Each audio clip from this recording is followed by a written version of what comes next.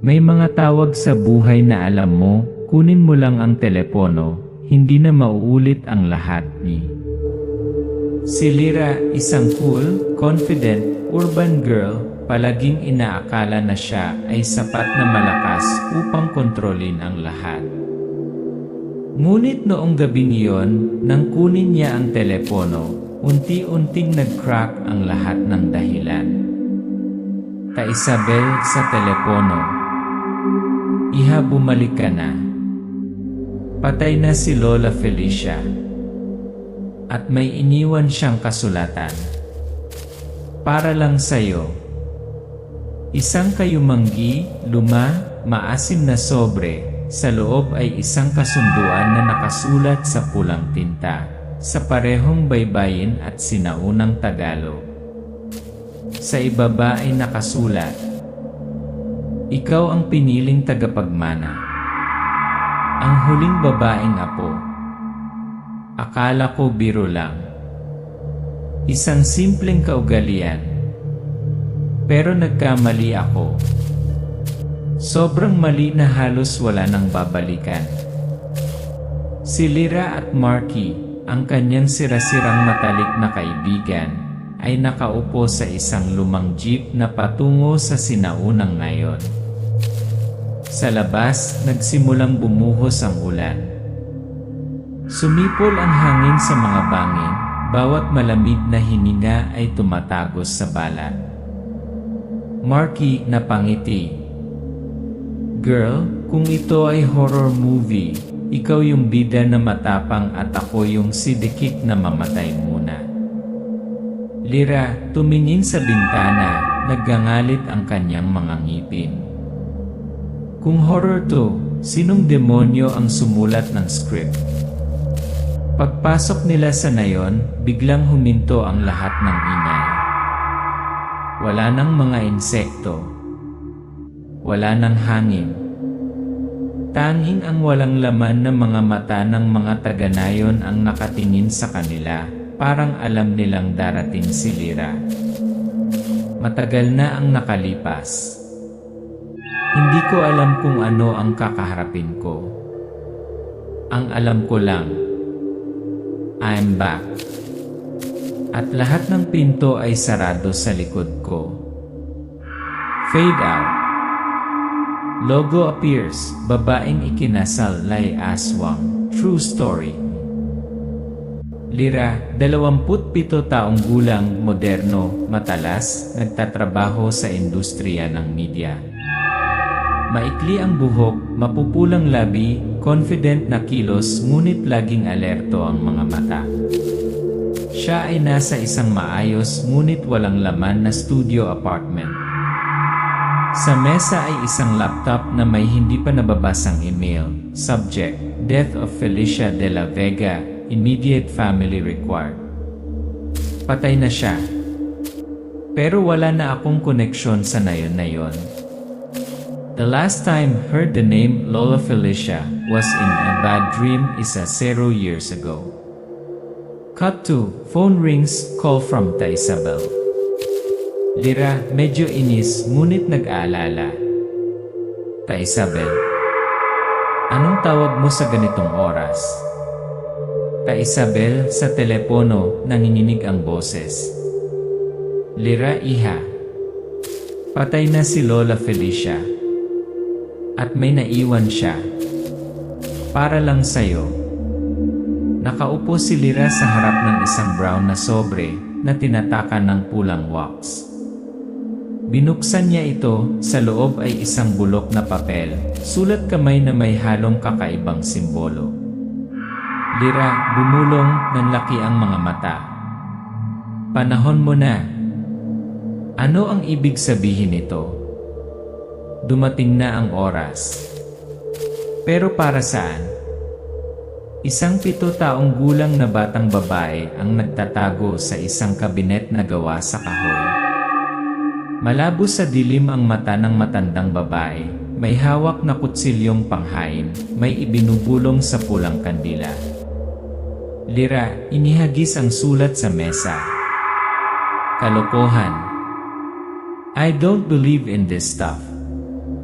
Muling tumunog ang telepono. Sa pagkakataong ito ay walang tumawag. Coffee shop sa susunod na araw.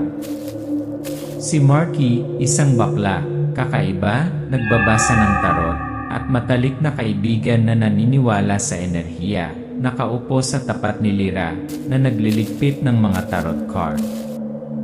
Marky, kalahating nakangiti. Girl, the tower panandang pandagdag the moon panandang pandagdag death. Siguradong pagugulo sa biyahe mo. Lyra, humihigop ng kape, nakasimangot. Bumalik lang ako para kumpirmahin ang libing, kunin ang mga papeles at umalis. No stay, no involvement. Marky. Tapos bakit mo sinama? Dahil alam mong may mas malalim dito, di ba? May binabalikan ka na hindi mo matanggap. Dati kaming umaalis para makatakas sa kadiliman. Ngunit minsan ang kadiliman ay isang bagay na laging makakahanap ng daan pabalik. Bumaba ang jeep sa bundok. Sa magkabilang gilid ay makapal na kabubatan. Ang hangin ay umuungol. Ang mga aso ay umaalulong sa malayo. The wooden sign reads, Sitio San Feliciano, bawal ang bumalik. Lyra, tumingin sa bintana, humihingi ng mahina. May naiwan daw si Dad. Pero hindi ko inaasahan ako pala. Huminto ang jeep sa harap ng tarangkahan ng nayon ng San Feliciano. Walang palatandaan. Isang lumang gate na gawa sa kawayan na may kupas na pulang laso. Sa di kalayuan, tahimik silang pinagmamasdan ng mga taga-nayon, hindi nagsasalita, hindi nakangiti, hindi bumabati. Marky, mahinang boses. Girl, I feel something is wrong here. Really, are their eyes like alam na nila ang pagdating mo? Lyra, lunok. Focus on reason. Wala dito. Akala namin bumalik lang kaming mga bisita. Ngunit sa nayon na ito, hindi kami mga nakabalik kundi mga pinatawag. Paggalugad sa bahay ni Lola Felicia.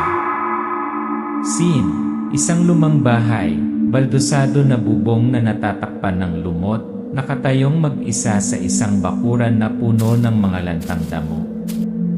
Ipinasok ni Lyra ang susi, bumukas ang pinto na may nakakatakot na langit-ngit. Tinabunan ng alikabok ang daanan. Ngunit ang kakaiba ay ang bahay ay hindi magulo. Itinatago na parang may nakatira pa. Marky, nanininig. Kaya may amoy insenso.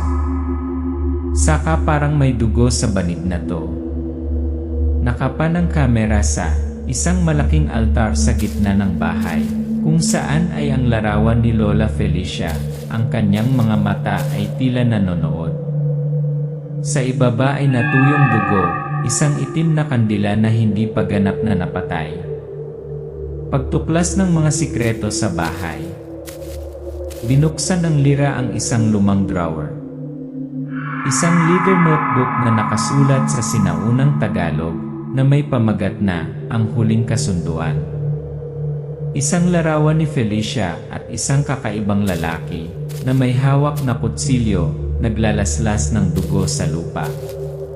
Kasunduan, isang kasunduan sa dugo sa pagitan ng angkan ng De La Vega, at ng angkan ng aswang, mga walang kamatayang nilalang, nabubuhay sa dugo at takot sa mga tao.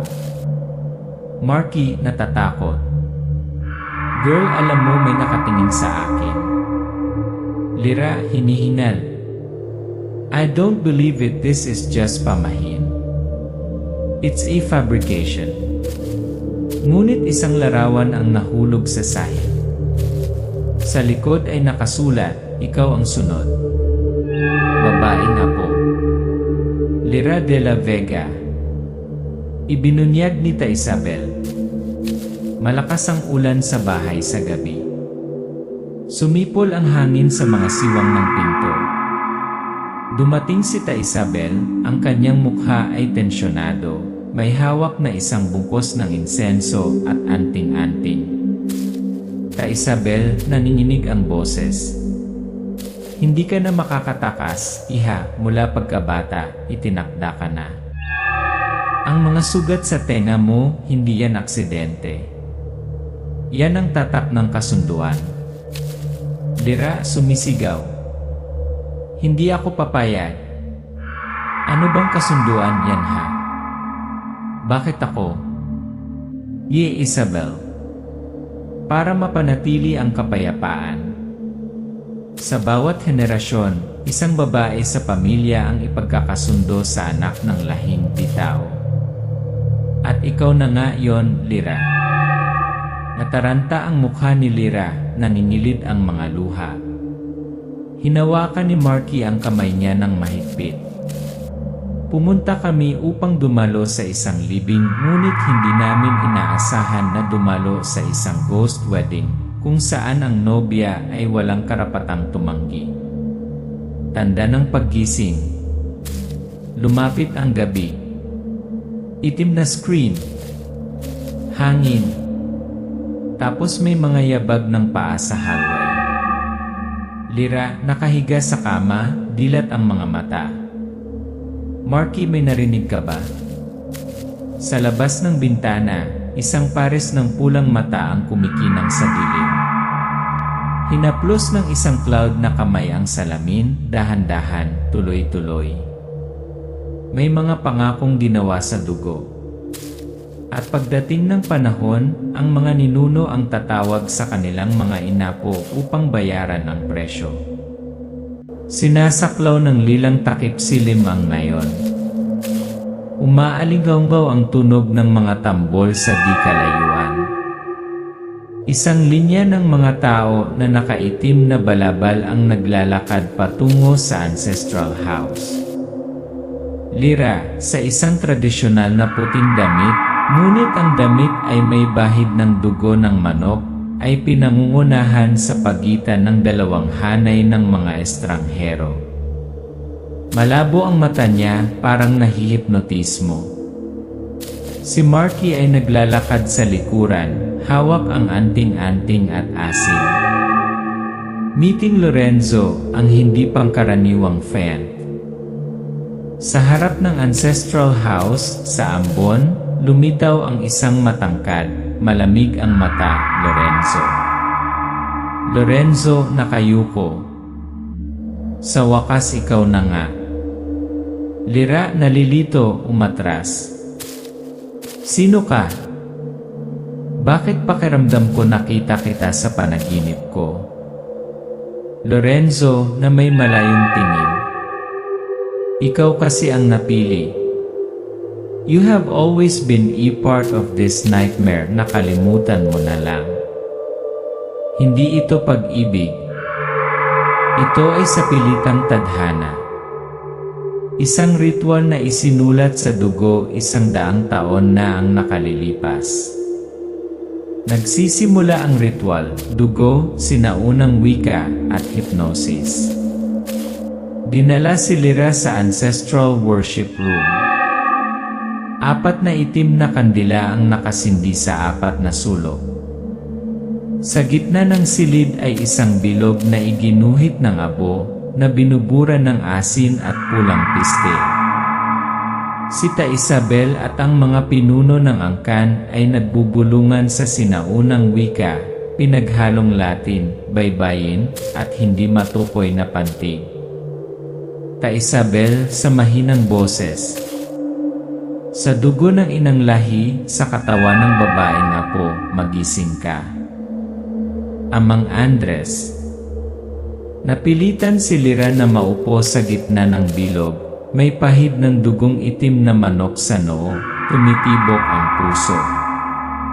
Nakakita siya ng isang pangitain, isang matandang lalaki na may matatalas na ngipin, mapupulang mga mata, at sunog na balat ang lumabas sa salamin sa likuran niya.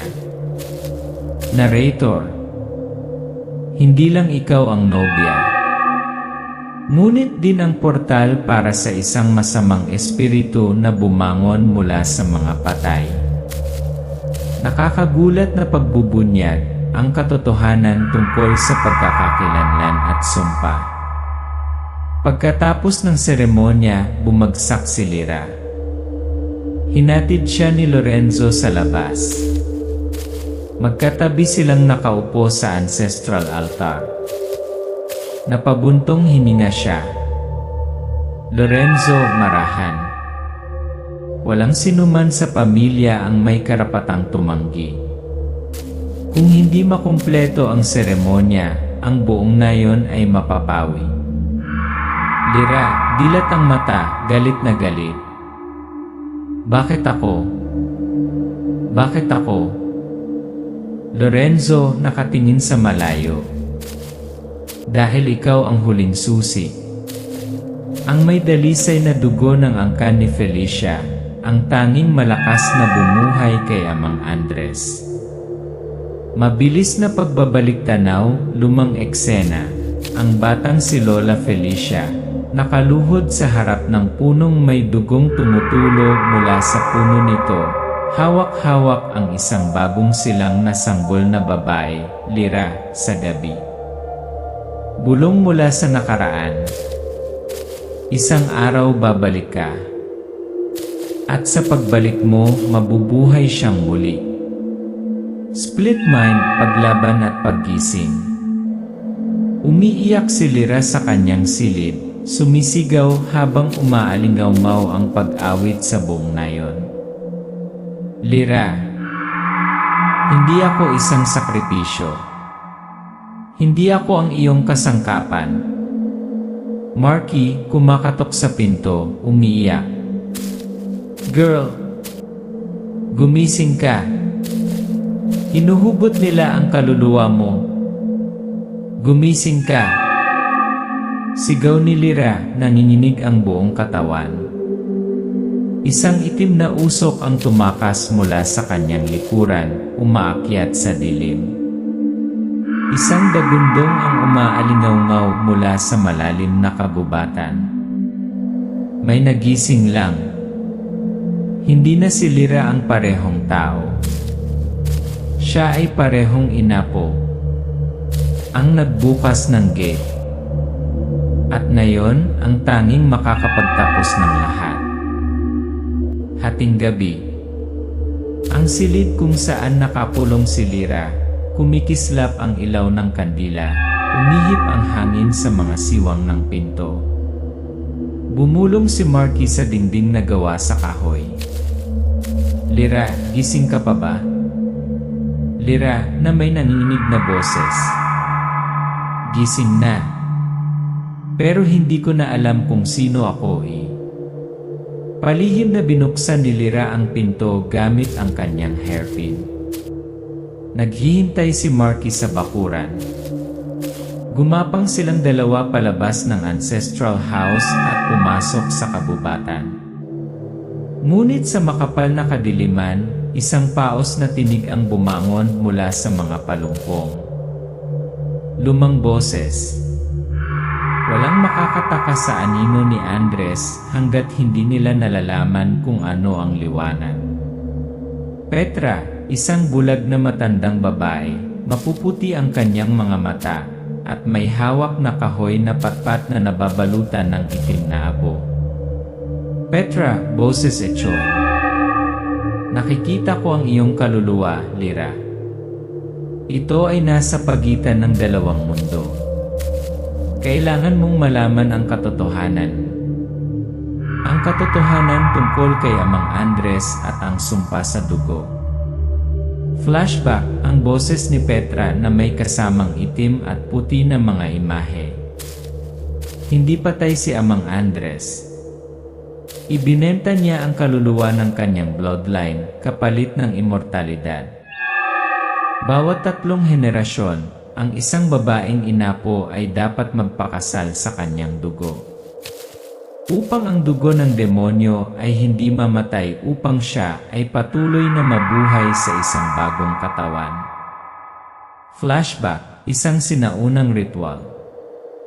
Nakatali ang isang batang babae, tumutulo ang dugo mula sa kanyang mga pulso sa isang mangkok na gawa sa kahoy.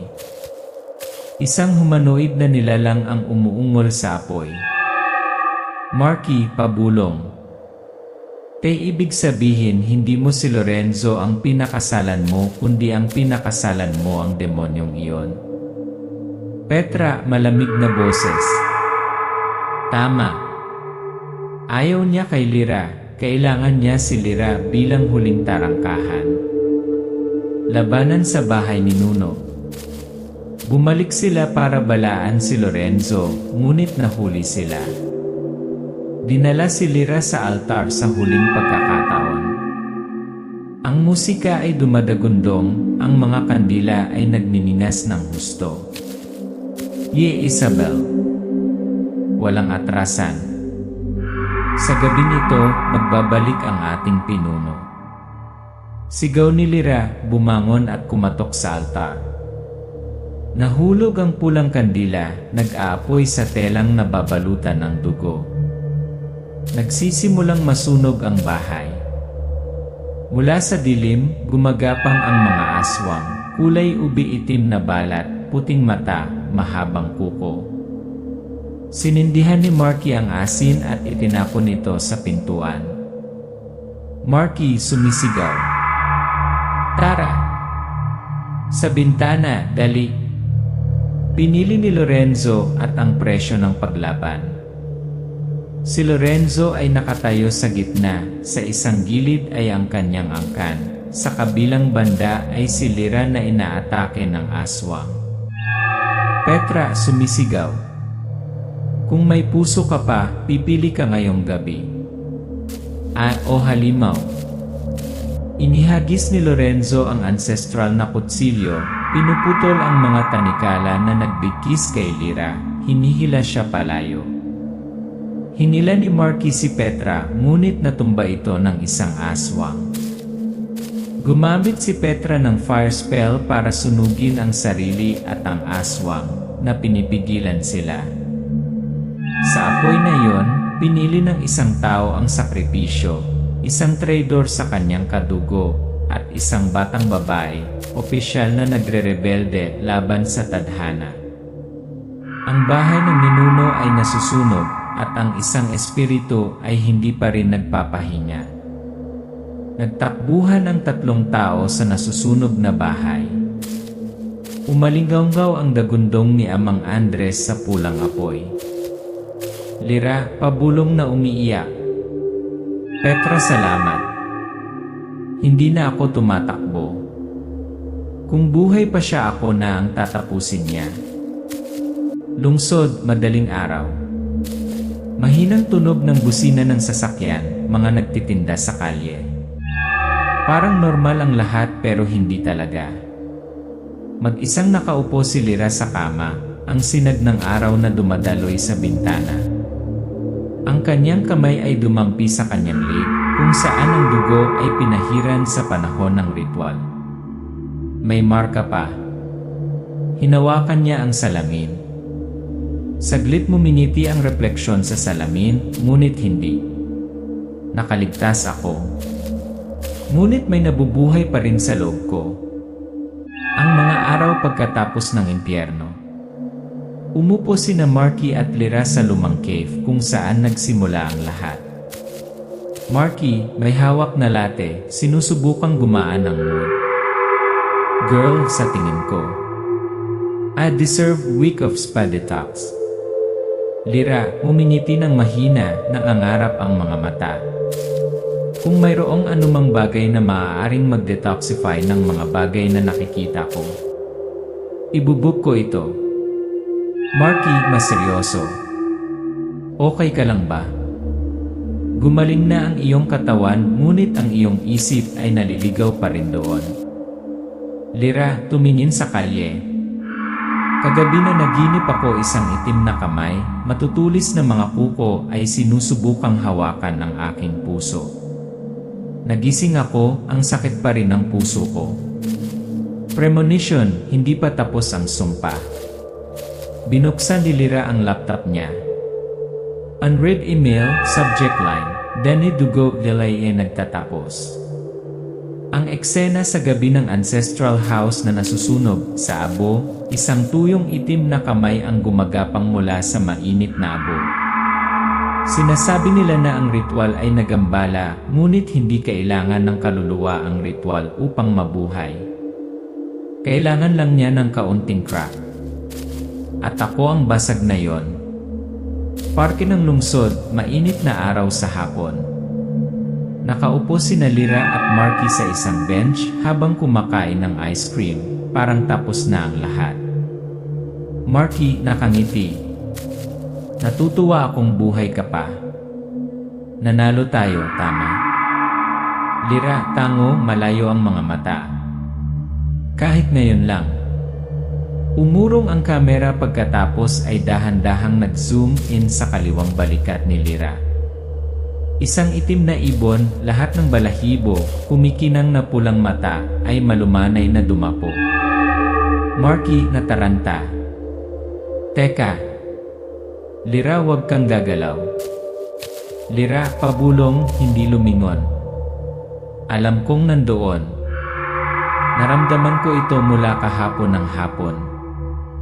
Iniisip ng mga tao kapag namatay ang apoy patay na ang dyablo. Ngunit kung minsan ang apoy na iyon ang unang nag-trigger. At ang pinaka nakakatakot ay kapag ito ay muling nabubuhay sa loob ng iyong sariling katawan. Madilim na screen, lumalabas ang text, YVN,